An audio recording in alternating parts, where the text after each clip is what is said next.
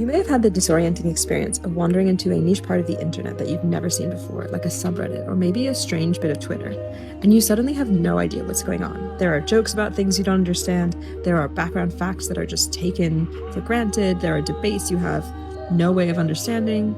Media theorists call this context collapse. It's a common thing on the internet. It means that we experience the internet from our own context, but it's often generated for someone else's context. And by the time we hit it, we're not being given any background at all.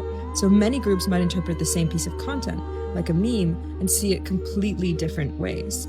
When people encounter particularly niche media cultures, whatever those media cultures might be, from furries to horrible right-wing people to even really strange left-wing people, they often find them incredibly alienating because they just don't understand what is happening and it seems way out of their world.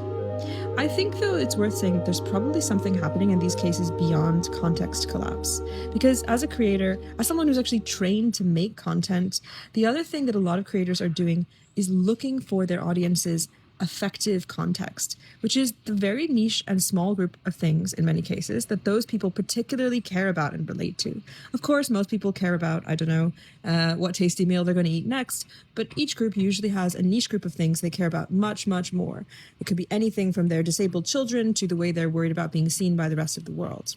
And creators that can reach those people's niche affective context actually do really well, as you might imagine, because they're seen as relatable and like really getting it and understanding it. And plus, their content can be used as inside jokes, shared among people knowing, haha, the outside world won't understand us.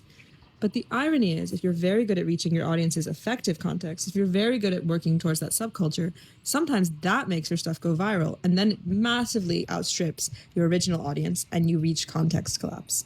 So one of the strange things about the internet is the people that are very good at dealing with affective context are exactly the same people that often end up creating context collapse, making the internet more confusing, more alienating. If you are trying to understand something you've just encountered on the internet, I hope these two terms are helpful. They were a little bit helpful to me this week.